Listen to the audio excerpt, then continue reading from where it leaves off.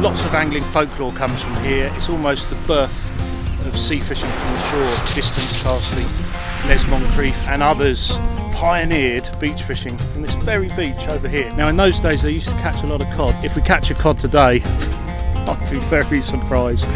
More likely to get whiting, but I'm hoping for some dab, and I'm hoping for something to cheer us up a bit on this very grey day. It's nice to be out here. Go walkies. You want to go walkies? Yeah. Well, here we are. This is Dungeness. It's a bit of a grey old day, isn't it? But we're going to go over that way towards what's known as the boats, and that's the power station. A real historic venue, this one.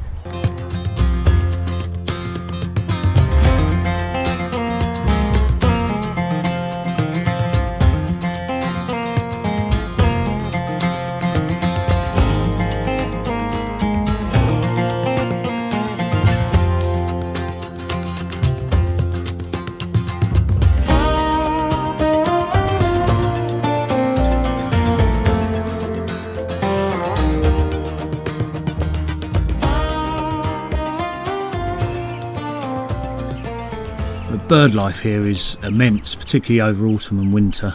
All sorts of rarities and everything here really, all the terns, gulls, all sorts.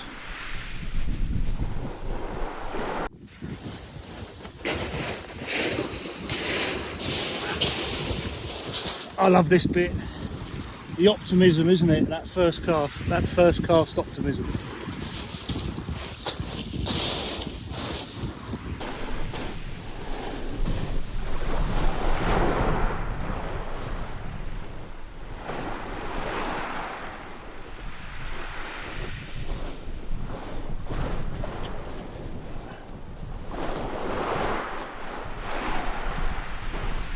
If you tie one of these onto your main line as well, it makes it easier to clip on the rigs. You just got to make sure it goes through that tip ring and then just leave it on the line.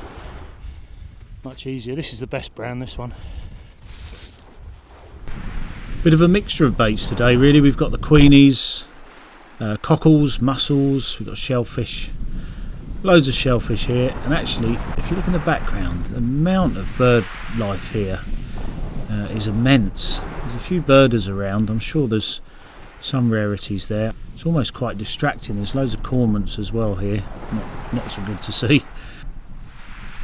And alongside the shellfish we've also got some black lug in various sort of bits of decay. I don't mind this sort of condition lug for the dab. They don't seem that fussy.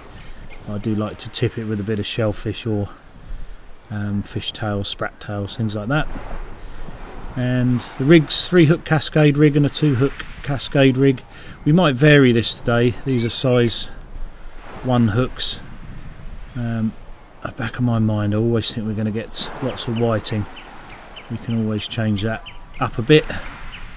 Might end up using a live bait today. There we go. We'll put some of these on, tip them with the shellfish baits. Good gal.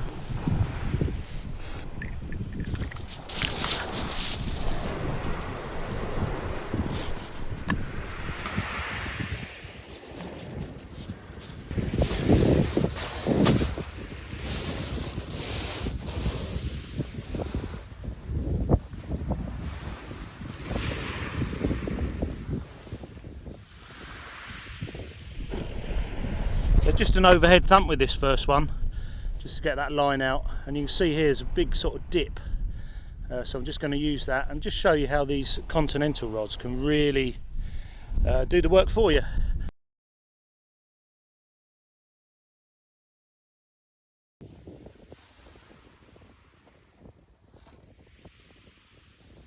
I always like to have a look at what's been washed up. There's a golf ball there. It gives us a good indication, doesn't it, of what the fish might have been feeding on. And oh, look at the amount of shells here. You got all sorts there. Not all of these will be, most of these will be eaten by the gulls, I think. There's some fresh bait in there, look. That's a big one, isn't it? That's not a thornback. I'll look that up, and then when I edit the video I'll tell you what that is. Another skate skate one there. Look at that. Nice. It's basically a pinch point Dungeness on the channel, and you get some real rarities here. Even thresher sharks have been seen. You can see here, yeah, more skate of some sort. I say skate, you know, they're ray, aren't they? And there's a really good chart you can get. I'll leave a link to that in the bottom just to ID them. We'll come back to that when I've had a little time to think. But for now, it's just more and more and more.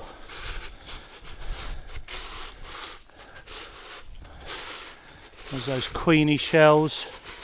I would imagine actually over here in this section, look. Little spot on a big spring tide, just dump it in here, the bass will follow in through. See, some of these have been eaten by the seagulls.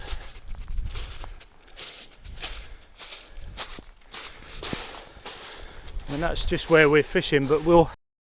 Oh. An unfortunate victim.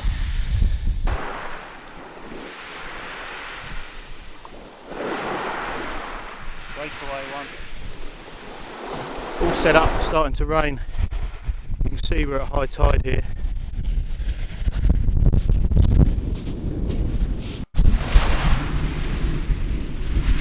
So setting up this second rod then. This one's the Colmic Luna. I know a lot of you ask about the rods and what I use.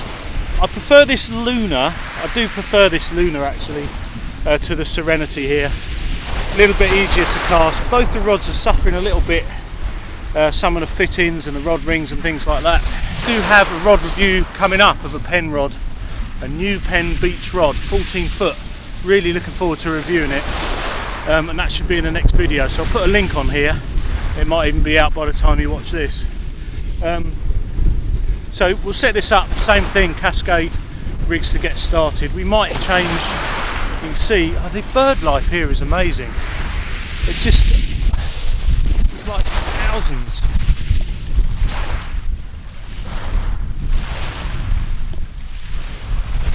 So I do have a section on the website which says all the gear that I use. Okay, let's get this next one in. A northerly wind does make the fishing easier. So a case of just watching for the bites. We are getting tiny little plucks on here. I tend to leave it just to let the bite develop, the fish to take the hook, and then obviously we have more than one hook on here, so you need to let those bites develop. If it was something like a bass, you get a big old pull down on the rod and a big rattle, then it is definitely a case of pick the rod up, reel in quickly. But we can take our time a bit today with 3 hooks on these rods.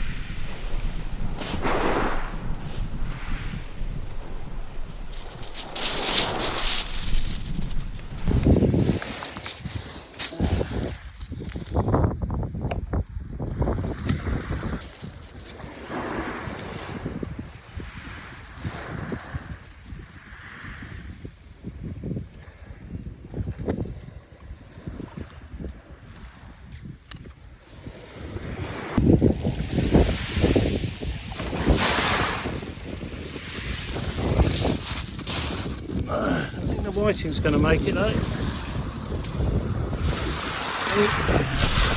And Nellie's she's a cross between a pug and a King Charles Spaniel, and part of her is more adventurous King Charles, you know, running around, sniffing everything, getting involved.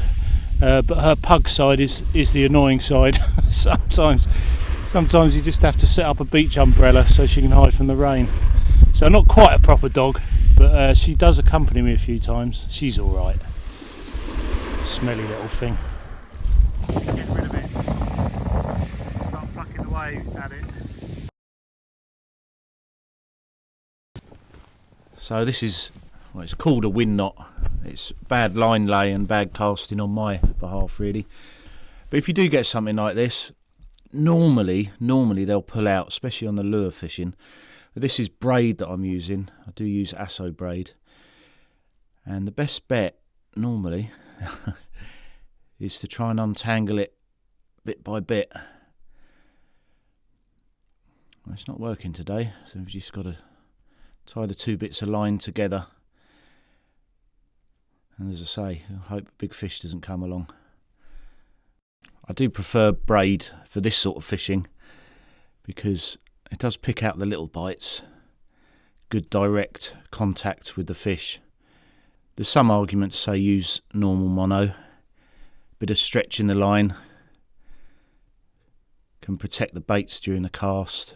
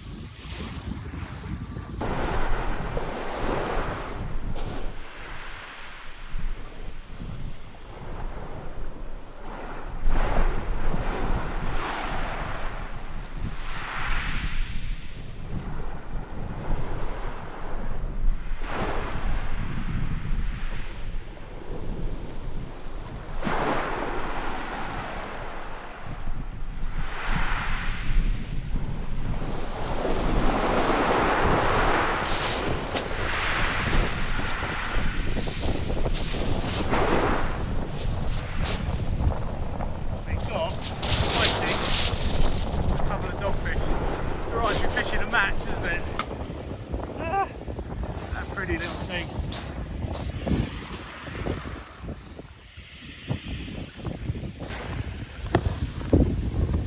Some of the weed here, this is like the worst type, and I wonder whether some of that's like little plastic bits in it, as it's really harsh. But we got it on there. That's what jammed, and that's why we had to bring it in on the hand line. Rather than sit here and wait for this stuff. We'll come off, you just got to do it little bit by little bit. Oh, man.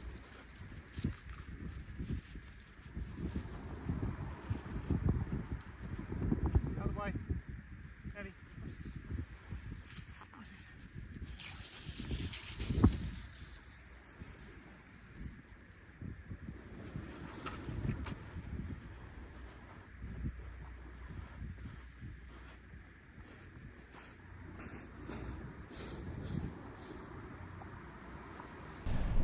well, it's actually quite hard work fishing two rods here. Dog's still looking for that. Dog's still looking for the dogfish there. I'm finding it quite hard to have two rods and do the filming at the same time. So I think we're going to set up like a bigger bait, a live bait, particularly if we're just going to be plagued by dogfish and whiting today. Just a little bit more relaxing, it's easier. Otherwise I'm frantically one rod, next rod, one rod, next rod.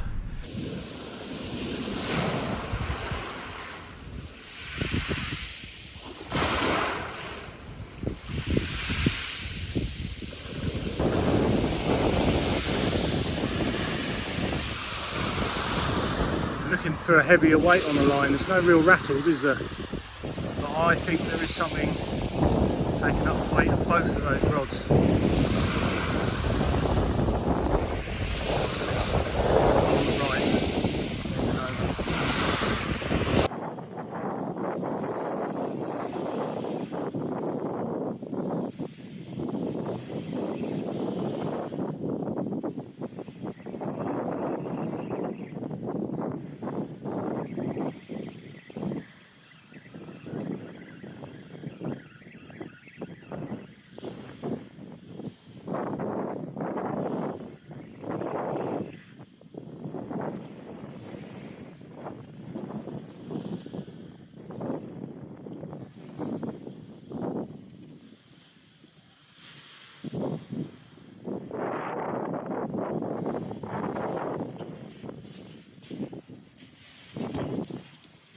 There we are again.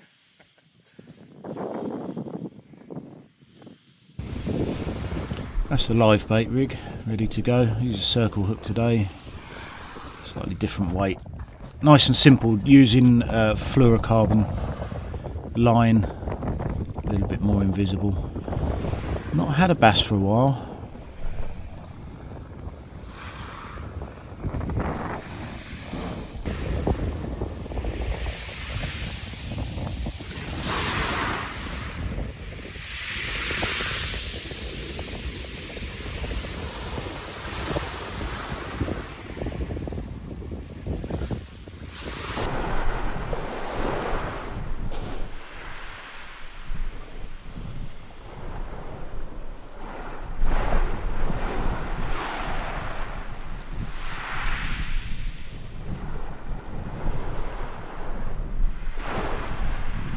Tide's turning and on the ebb here, it really pushes round. You can see I'm having to work it back up against the tide.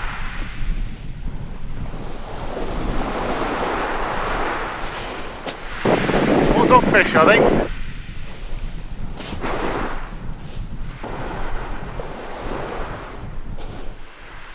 Hand lining it in again because the weed gets stuck on the leader knot.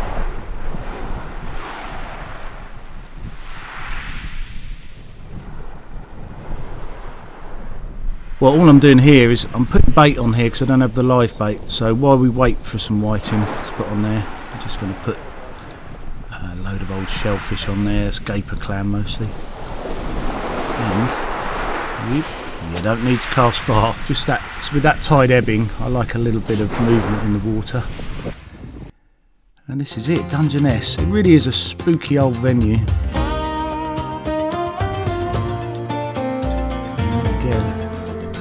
Feeling this is going to be a dogfish. Let's have a look.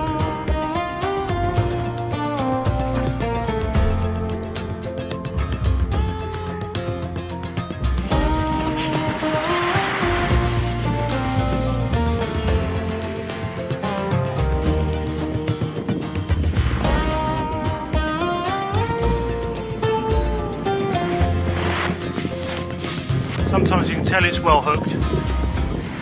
But it is it's a dogfish, I think.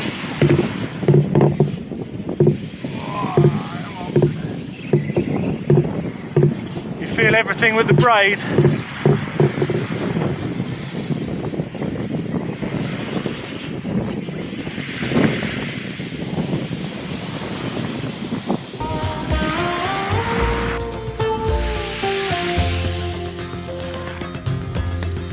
Whiting. Whiting and whiting. It's been there a while. Oh well, let's rebait, you never know, there might be something else in there. Still, not a blank.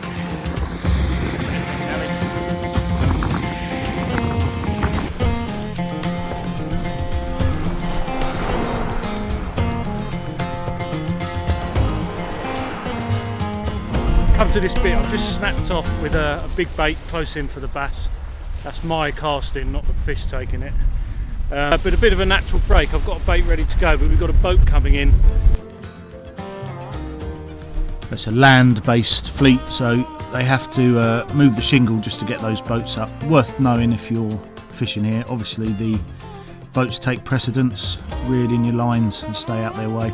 They've got to earn a living, we're just here for fun.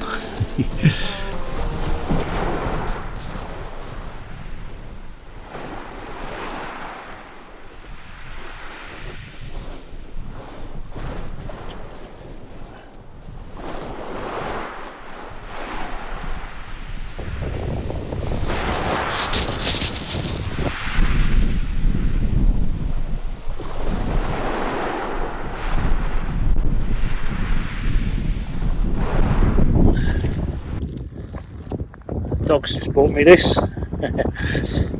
Fresher. I think she fancied it.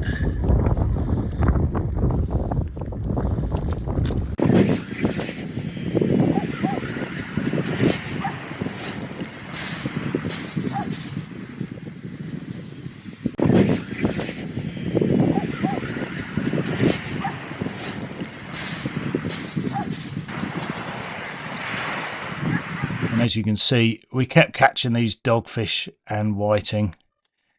Certainly plagued by them. They're not the most desirable of fish, but it did mean that we could get out and at least feel something on the end of the line. If you look up on the left is another video from Kent where we did quite well, and on the top right there, that's the video that YouTube thinks you should be looking at. It knows you really well. So thanks ever so much for watching. We'll get one more of these videos in before Christmas.